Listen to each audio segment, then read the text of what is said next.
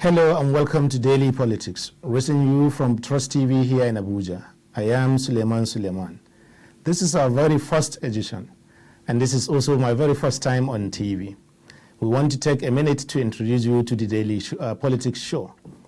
For 23 years, the Daily Trust newspaper has brought you news and analysis on the issues that matter to you, from politics and the economy to business and culture.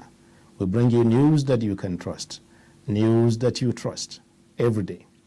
We promise to continue with that tradition on Trust TV. And at Daily Politics, we will bring you authoritative and incisive analysis of politics in Nigeria and the world, every day from Monday to Friday. On our very first edition today, we'll be looking at a thorny issue in Nigerian politics, zoning. The issue of who and where Nigeria's next president will come from has generated a lot of interest in the land. Some politicians want it, others say no to it. Some say the next president must come from the south, others say it is unconstitutional, leaving Nigerians confused about which is which. Tonight, viewers will be delving into the heart of the matter, which has once again divided Nigeria and divided Nigerians. And with me today are two distinguished Nigerians. My first guest is a man who needs no introduction, Right Honorable Umar Gali Abba, former Speaker of the House of Representatives and one who has been a member of the PDP for a long time. He's been in politics for nearly 3 decades. We'll be learning from his experiences as he analyzes these issues. My second guest is a distinguished academic and political analyst, Professor Abubakar Kari of the Department of Political Science, University of Abuja. But before we go into all of these discussions, we will take a minute to bring you politics in the news today. Please do stay with us. The Sokoto State House of Assembly has passed the state 2.5 billion naira 2021 supplementary budget. This followed the adoption of the report of House Committee on Finance and Appropriation at Thursday's plenary in Sokoto. Presenting the report, the committee chairman Alhaji Malami Basokoche said that the total figure in the regional budget was not tempered by the committee. Basokoche stated that the budget will be expended on the health sector, including Sokoto State University, School of Nursing and Midwifery Tambuwal, Sultan Abdurrahman School of Health, Technology and Consultancy. The federal government has announced the killing of Malam Bakwa, a leader of Islamic State West African province, ISWAP. Bakwa succeeded Abu Musab al-Banawi, the late leader and son of Boko Haram founder Muhammad Yusuf. National Security Advisor Babagana Mongono addressed State House correspondents. The retired general spoke after President Muhammadu Buhari met security chiefs at the State House. Mongono disclosed that Bakwa was neutralized along with an ISWAP commander, and he hailed armed forces for recent successful operations. There was tension in Safe local government area of Zamfara state as residents protested against the constant banditry activities ravaging the area for over a decade. Media reports have it that it was a peaceful protest as nobody was killed and no damages were recorded. In another development, chairman of Kurmi local government area of Taraba state, John Danladi Joseph, has declared the presence of Cameroonian soldiers in some villages of his council. The foreign soldiers, he said, have been going out harassing and intimidating the villagers with the pretext of searching for their citizens who had fled to the area. And finally, former governor of Kano State, Senator Rabiu Musa Kwankwaso, has commissioned Amana Sanatorium, a drug rehabilitation clinic in Kano, to commemorate his 65th birthday anniversary celebration. The multi-purpose center located at Jiddo village on the outskirts of Kano municipality along Kano-Wadil Federal Highway has a depression management section and a reformatory center. Welcome back. Now let's go into the discussion proper. Honorables, Right Honorable, I will be starting with you. I believe you were at the thick of politics in 1999 when this issue of zoning resurfaced again in Nigerian politics. Can you give us a background to what happened, particularly at the Just Convention in the PDP, of which you were a member? Well, let me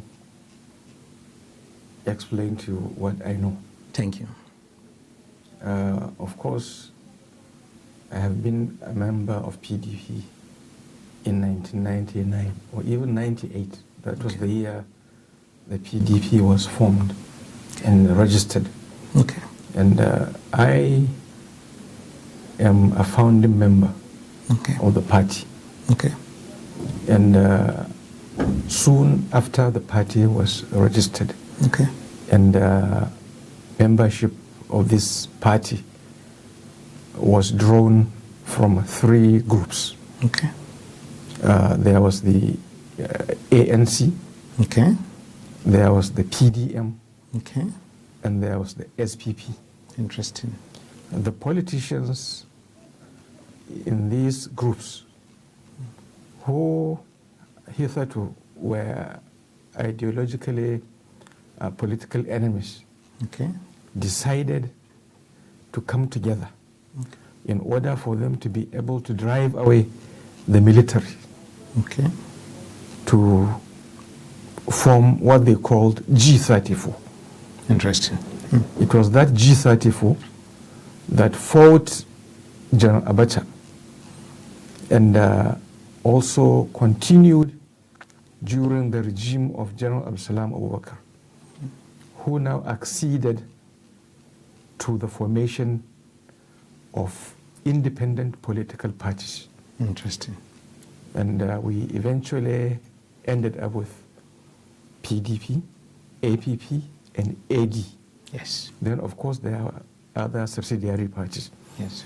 And most of us who decided to join the PDP joined because we saw certain politicians that, in our own estimation, were very credible, were serious, and we decided to join PDP on account of that.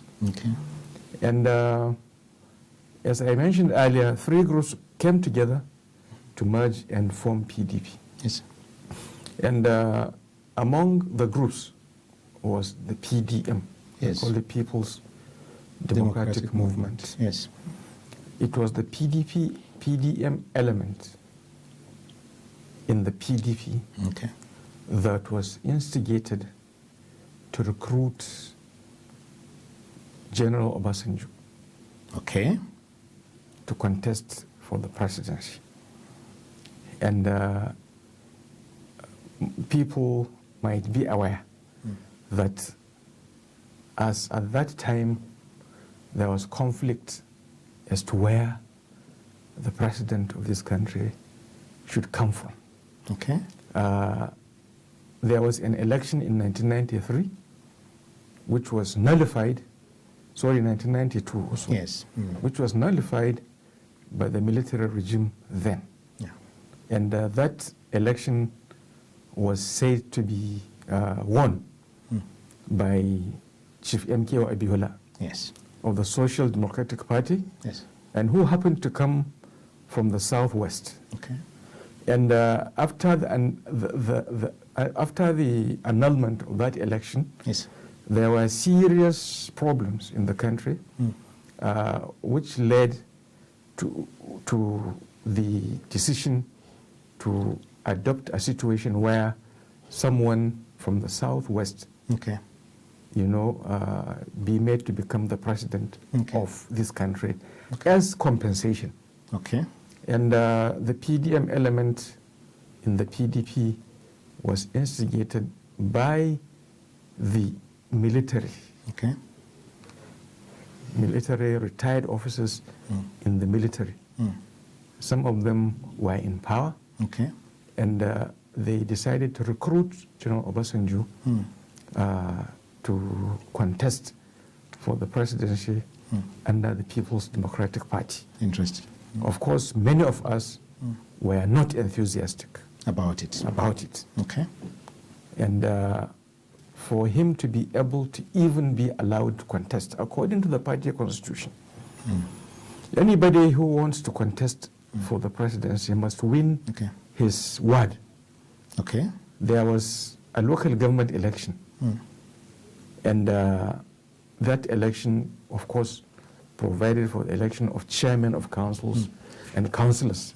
If I may, Right Honourable, because based on what you have said so far, you give the impression that zoning was something that was, designed for a specific situation in 1999. If that is so, why are we still hearing about it in 2021?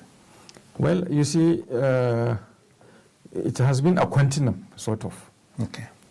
Because that was why I was given the narration of how General Obasanjo himself came into power. Okay. The PDP was forced to give him a waiver to contest for the presidential election because he didn't win his word. Okay. And therefore he was not qualified to contest according to the PDP constitution. Okay. He was given a waiver because according to these people who recruited him, he must contest at all cost. Okay. He must become the president at all cost. Thank you. The candidates we campaigned for was late Alex Ekwueme. Okay. Because we felt then that he was a true Democrat. But his own campaign, you campaigned for Alex Ekwueme, wasn't that also based on zoning?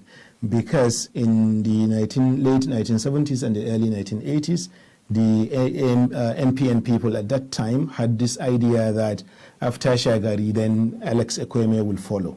So if you were campaigning for him in 1999, isn't that an extension of zoning still? It was not based on zoning. Okay. That is the reason I'm giving you this narrative. It's okay. You see, there were credible politicians within the PDP. Okay. And some of us had been with them politically. And Alex Ekwueme, of course, was the most senior politician when PDP was established. Okay. And these politicians who we had been together with felt that he was a more senior person to them. Let me cut you short so that I can take actions from... Therefore, they allowed him to contest for the president. In fact, they forwarded him because they had been together since the MPN days. They had been familiar with him. Right Honourable, yes. They had been familiar with him. Okay. And they felt that he could run this country on an equitable basis. Okay.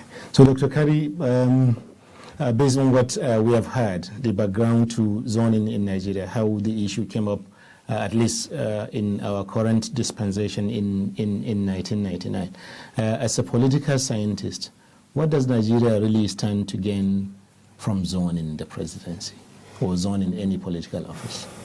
Well, I think first and foremost we have to understand zoning in context. Okay. Because it has its own unique context, even though very controversial. Okay. And I'm not saying I support it. Okay. I only want to give my own perspective according to the apostles. Yes, according to the apostle of zoning. Okay. As you mentioned, it actually had its roots in the Second Republic, MPN specifically. It tried it as a matter of party politics.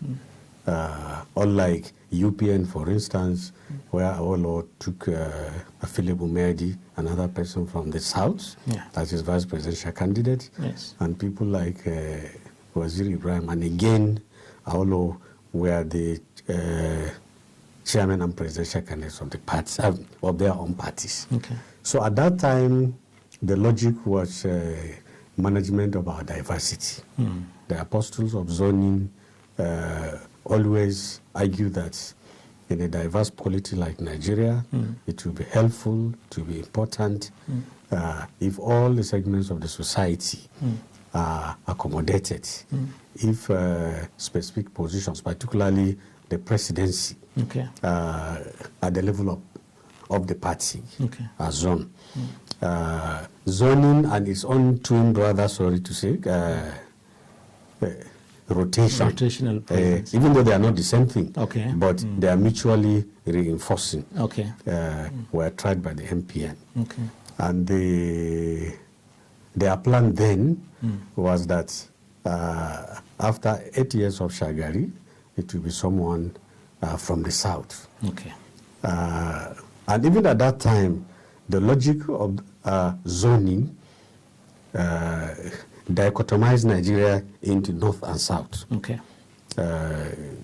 Unlike now, where the so-called 6 geopolitical zone structure has gained currency. Even though actually that was the creation of Alex Ekwueme during the National Political Reform Conference. Yes. He was the one who, yes. As the right honorable mentioned, yes, some elements within the PDP that time decided to compensate in court the Southwest. But I think also the logic generally within the PDP and even the AP-ADD alliance was to cede the presidency to the South. But is the logic, is it still relevant in 2021? Well, the defenders of it, as I said, talk about accommodating diversity. Okay. And democracy operates the world over on the basis of exceptionality, not universalism. Okay. There is nothing like universal democracy. Okay. Some things that are tried in one democratic polity can be taboo in other democratic polity. Those who are insisting on constitutionality will see zoning as unconstitutional. But apostles of accommodating diversity will now say, why not? Why don't we be an exception? Why should power remain in one part of a country in a fractious polity like Nigeria? If you also look at it from the point of view of choice, it is not good for democracy, because ordinarily democracy is a game of number. Okay. But some people are saying, if you really care about integration, if you really care about accommodation, political growth and development, you have to be sensitive to yearnings and aspirations of the entire members of a given polity. And if you deny them a shot at the presidency because they are fewer in number, you will be harming political development. So to that extent, we may say that, well, yes, zoning is not constitutional, zoning is less than democratic, but it is convenient, and probably it is helpful in order to ensure political consolidation. So it all depends on where you belong, whether you accept the logic of zoning or not. In other words, his one takeaway from what he's saying is that zoning may not be constitutional, but or democratic. It is democratically convenient. So if it is democratically convenient, it is probably constitutional as well, or democratic as well. But we have a situation now in Nigeria where you have two major parties. One party has zoning enshrined in its constitution, that's the PDP. Article 7.2 of the PDP says that on the basis of fairness, zoning, the presidency of Nigeria and other political offices within the PDP itself, but also across the country, should be rotated from time to time between the north and south.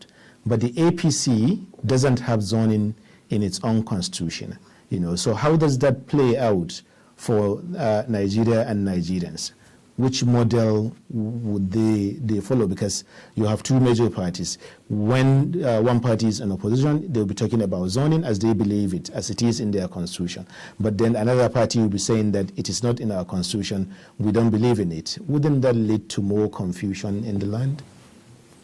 You see, mostly when people mention zoning,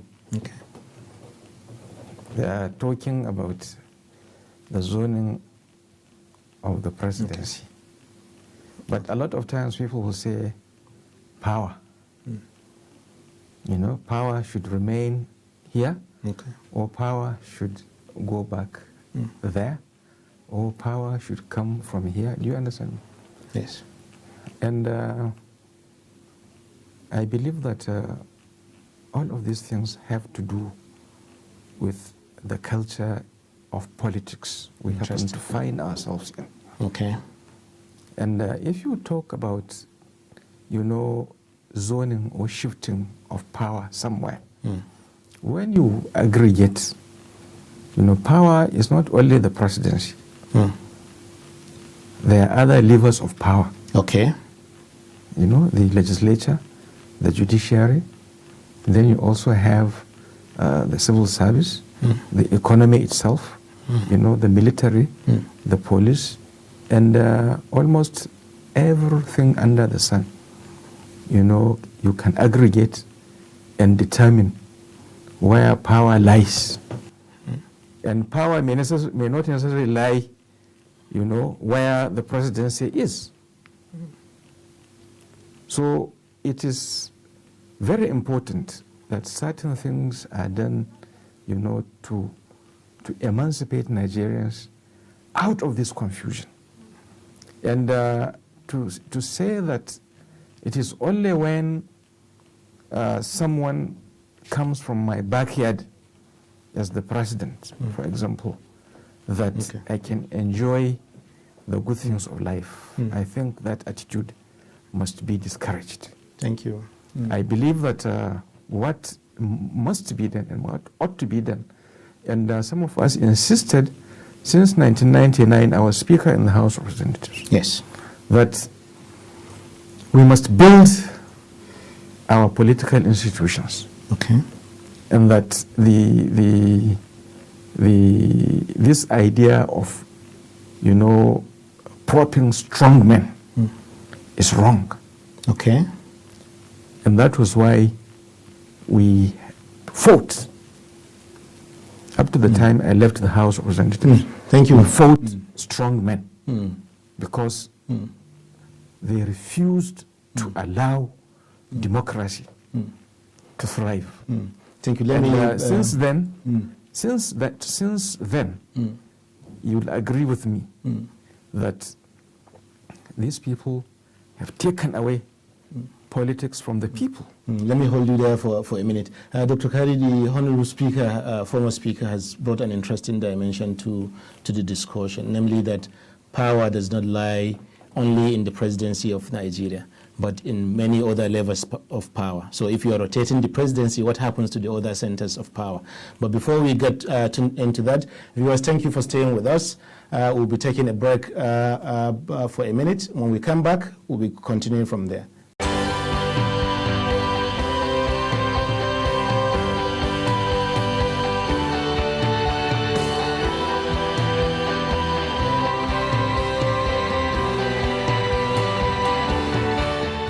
Welcome back. Before we went on the short break, we were discussing the issue of zoning. And with me here is Right Honorable Galina Abba and Dr. Abubakar Kari. Thank you for being here with us, gentlemen. Before we went on break, sir, he was saying that, the Speaker was saying that power is not only in the presidency. There are other levels of power in Nigeria. That's an important concept, which is not usually talked about when we talk about zoning in Nigeria. So not only the presidency should be zoned, but what about the civil service and the Senate of the President, of the Federal Republic, or President of the Senate, or Speaker of the House? How does that apply in practice? If you have many different levels of power and you insist on zoning the presidency, what does that mean for the other political offices in the country, particularly the judiciary? Yeah, that argument is quite cogent, is quite valid. As a matter of fact, the objective conditions on grounds have shown that there is an inverse relationship between development and welfare of the people and where the president comes from. Okay. Yes. In other words, the people from the president's zone, so to say, always tend to fare worse than the other people. Okay. Particularly in this. Do you think that's happening right now, between 2015 and today? Even before then. Okay. Even during Jonathan, the South people will tell you with all sense of that they did not benefit much. Okay. And the Southwest relatively did not fare so well during Obasanjo's presidency. So it's a very good argument. It's a very, very valid argument that beyond the presidency, it's not faring well now? It's not. It's certainly not. Can you give examples why? well, if you look at all the mega projects, Okay. the major projects Okay. are cited elsewhere. When you talk of the such as the Lagos-Ibadan Railway, the Niger Bridge, the investment in gas, the IPP projects, they are all cited in the South. That's the reality. Interesting. Yes, we have not been doing well. Most of the projects in the North, to an extent, are mere propaganda. That's the truth. Interesting. Or at least the level of execution has not gone as far as those from the South.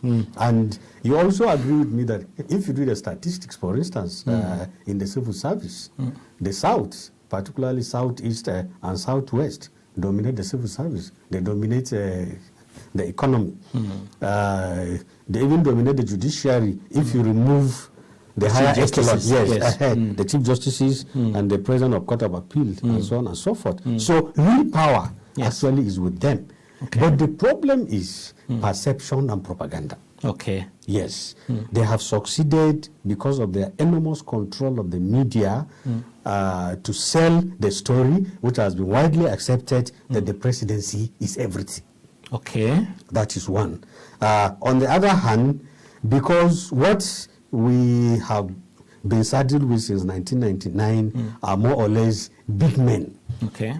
So the presidency has amassed so much power, both by design and default. The presidency dispenses patronage.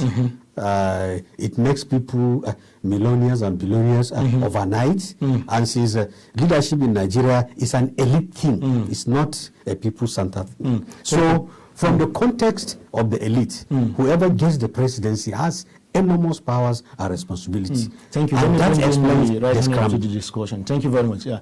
Right Honorable Sir, he is saying that zoning doesn't always benefit the zone from where the presidency comes from. That's an interesting argument that is not even out there in the society, that people don't reflect upon. So does it mean that zoning is all a selfish agenda of the politicians? Well, I believe he is very right. Okay. And when you analyze objectively, that is the result you will find. And that is why a lot of us are opposed to this idea of zoning. First of all, it destroys relationships. Secondly, it doesn't, even where you zone, you don't gain any satisfaction out of it. And I have just mentioned a situation where in the north today, you only see poverty, insurgency, banditry, no development at all. And the president is someone from the north. And thirdly, this idea of zoning, no matter how many times a president comes from a particular zone, it will never satisfy anybody. Because, for example, within the north today, the idea that the presidency must shift to another region is not a welcome idea, because the feeling of many people is that the 8 years of this president is a waste. They have not gained anything from it. They have not gained anything from it. Okay. So why should anybody even talk to them about zoning? Interesting. When they believe they have the numerical strength, to elect another president. And keep the presidency here. Yes. But where you even elect another president for the north, it's not surprising for this kind of scenario to continue. Exactly. Right? So what my argument is that we must insist that anybody who is elected to power, do things that disperse power. Okay. That institutions must be built. Okay. Our human resources must be utilized and strengthened. Okay.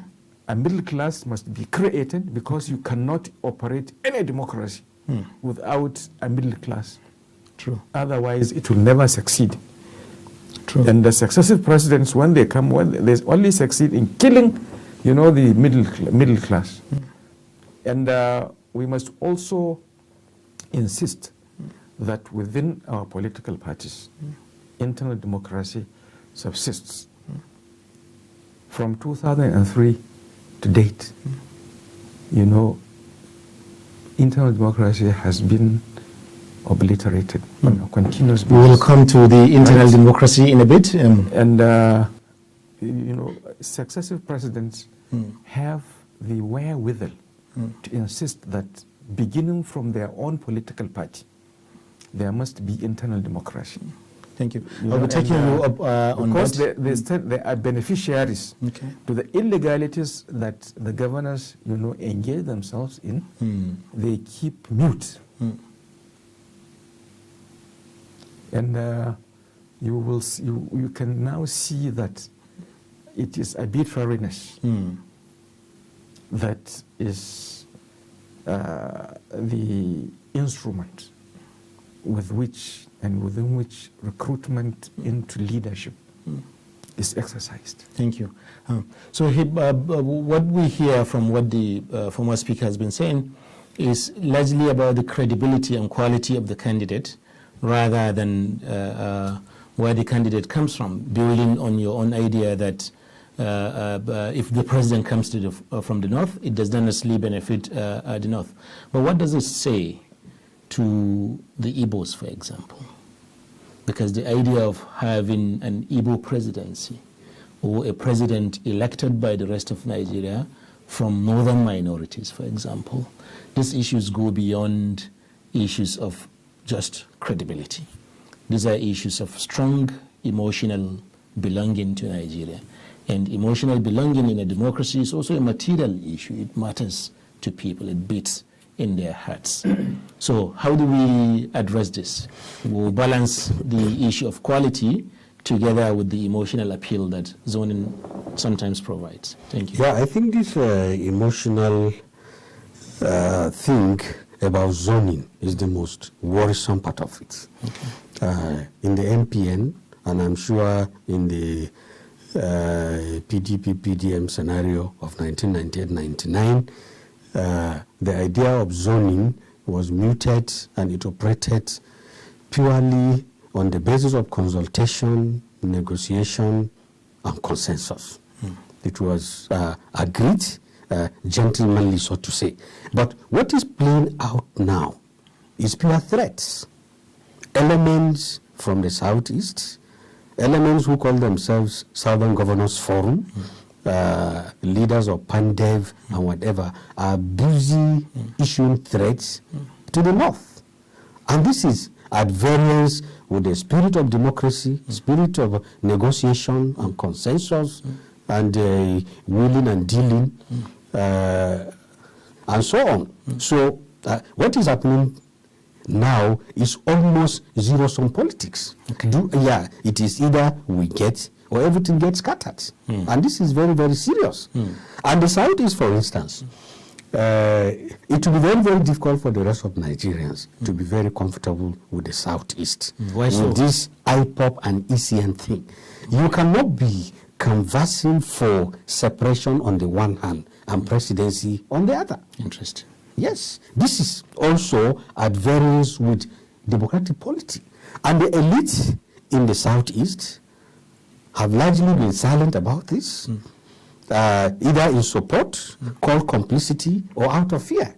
And this is a very, very big disadvantage to them. Thank you. So the rest of the country cannot possibly feel comfortable to cede the presidency to the Southeast until the elite in the South come out openly, categorically, and clearly to disown IPOP and ECN. And they are unable or even unwilling to do so. And even in the presidency, for me, yes, should be ceded to the South, whether Southeast or South-South or Southwest. It should follow the time-honored spirit of consultation, negotiation, and consensus, and not out of threat. The more these people issue threats, the more hardened the northern half of the elite, governing elite, will become, and they will decide that no, we cannot be intimidated, and that is exactly what is happening now. So the Speaker, where would that lead us? If you have a situation where elites from southern Nigeria are insisting and using language that is inflammatory or language that is not consultative or friendly, that the next president must come from the south, and then the northern leaders also start to feel that, okay, harden their own minds that it is unconstitutional and the presidents can come from. What are the implications? Where is that leading to? Where is that leading Nigeria as an elder statesman? Well, I believe that threats, in social relations are never helpful. Okay. That whatever one desires, he must be ready to negotiate.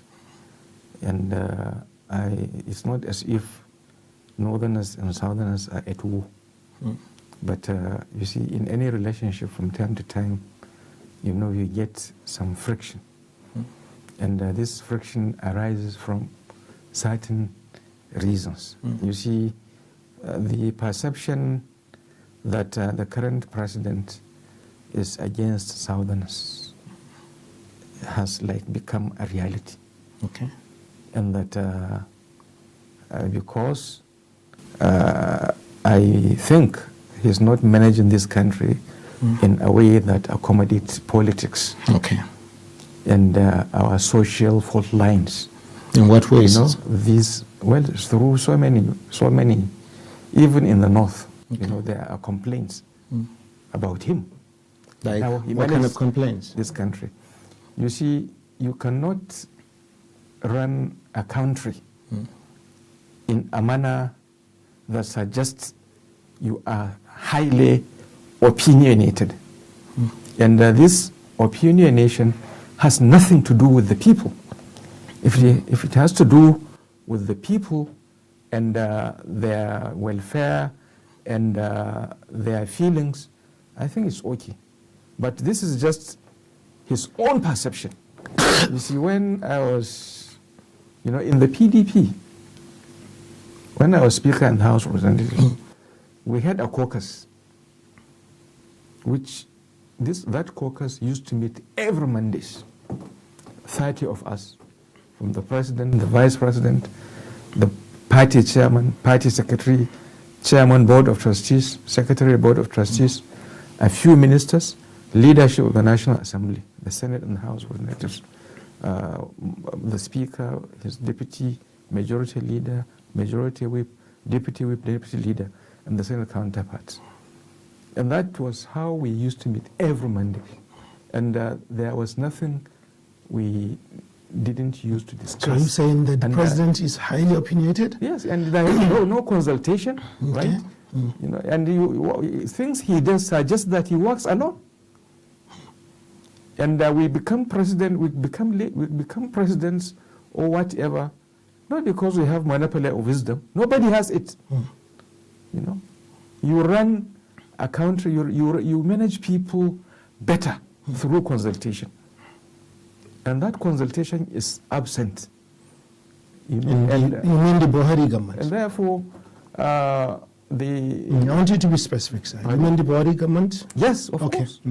That's why most of us left APC. Okay. And the feeling is that people in the South have this perception that he is a tribalist, he's nepotistic, and he can't even manage the country. But doesn't it not as saying they have not benefited anything? Someone told me that this man can't even manage his home. Okay. How can he manage a country? So they think that all northerners are like that, and that it will be foolhardy, or it will be impossible for them to support any northerner again to become the president of this country. This is the perception. But you see, What about the reality? Equally Northerners who were president before, right? And they did not manage this country the way this man is managing this country. Okay. By this man, you mean President Buhari? Because it was, okay. It has been a long time. Okay. And a lot of those who are complaining today, some of them were not even born then. Some of them were barely only 4, 5, 6 years. They wouldn't know what has been going on, right? So that is what has been wrong. So my feeling always is that there must be contact. Okay. There must be negotiations. So let me just you know, in this country, we have people in the north that are adequately qualified or even overqualified to manage this country. Dr. Gadi, let me just have your view on the last thing he said. There are equally people from the south. Let me bring our second guest to the discussion, sir. To run this country. Do you think President Buhari is too opinionated in a way that does not benefit ordinary Nigerians, in a way that lacks consultation, lacks democratic etiquettes and practices? Do you think so? Well, That's at least that is the on perception that people get. Okay. And this perception is quite widespread. That there are certain things that ought not to have happened, and they have happened. Sometimes even the key actors and actresses in the government make pronouncements that conflict, clearly conflict one another. Even the spokesman of the government sometimes will say certain things, and the president will come out and contradict them. And there are some basic things that don't get done, including appointment into key offices. Yes, into key offices. Things are usually delayed. So you get all sorts of feelings that things are not being done properly. Okay. So what's the way out? Not just on this particular issue, but on the whole issue of zoning altogether. Dr. Kari, I give you... Well, that is what politics is all about. Politics, one of the definitions of politics is a reconciliation of contending interests. Of course, that is what politics is all about. There are people who have different ideas, different interests. They come to the table, consult, negotiate, give and take. So the whole brouhaha about zoning is pure politics. It should be solved politically. Okay. It should be solved through the instrumentality of party politics, by talking, by agreeing and disagreeing, not through issuing threats or making categorical and absolute statement and insisting that it is either I get it or everything scatters. Thank you. Thank you, gentlemen, for coming on the show. Thank you very much, viewers, for staying with us. We will now go to the second topic, which we're discussing about party congresses. You know, we'll be looking at issues of internal democracy, issues of violence within political parties, issues of how individual politicians and individual party members can aspire to elective offices within political parties, because political parties are the true vehicle by which people can express their political ambitions and their political ideologies. But before then, we'll take a short break. Please don't go away. Stay with us.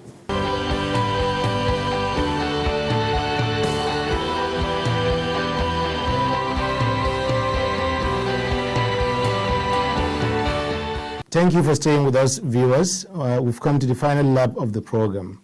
But before we go, let me take the final thoughts of our various guests. Let me start with you, distinguished speaker. What is the way out? What do you think, how can Nigerians, not the politicians, but the average voter at home, when he listens to this program, what do you want him to take away about this zoning debate in Nigeria? Well, my belief is that the ordinary Nigerian voter has not been hearing what he's supposed to be hearing. And the Nigerian voter has been rendered powerless for many years without him or her knowing. And this is largely because internal democracy has been obliterated in our political parties. Okay. You see, in our democracy and in any democracy, political parties are key. Okay. Because it is the instrument, it is the political parties are the vehicles, you know, with which leadership is recruited. Okay. And when you recruit leadership, that leadership must be responsible leadership. There must be, that leadership must be competent. That leadership must be effective. Thank you. Right? And because of the manner in which leaders are being recruited, political leaders, today we find ourselves in a situation where the quality of leadership We're actually very short of time now. It's going down. Yes. Because leaders are decided or are determined arbitrarily. Okay. And once, because governors have taken leadership of our political parties. So, Dr. Kairi, what's and they your don't opinion? allow, you know, internal democracy to subsist. Okay. So you only get the best in an atmosphere of competition. And there is no competition. It You has only been get the obliterated. best in an atmosphere of competition, and right now there's no competition. What are your final thoughts, sir? Well, members of the Nigerian electorate must not be discouraged, must not give up. Politics is about participation. They must not leave politics to politicians alone. There are three basic cardinal principles of democracy: choice, participation, and rule of law. They must insist that their choice must be respected. In that, they must not be intimidated. They should also not be discouraged. They should participate, and they should insist that the right things are done. I'm still hopeful that we may not be doing very well, but things are not going to remain the way they are. There is so much promise in our politics, in our body politic. We can make it. So much promise in our body politics, so much promise in Nigeria. Thank you very much, gentlemen, for coming on the show. Former Speaker Galina Abba, we're very happy and pleased to have you on the show. Dr. Abubakar Kari, please, thank you for coming. We hope we'll be having more time with both of you again and again on this show. Thank you for being part of history. Hopefully, we hope that the program grows into a household name in Nigerian politics and in Nigerian political media. And that's the program for today. See you again tomorrow for another edition. I am Suleiman Suleiman. Good night.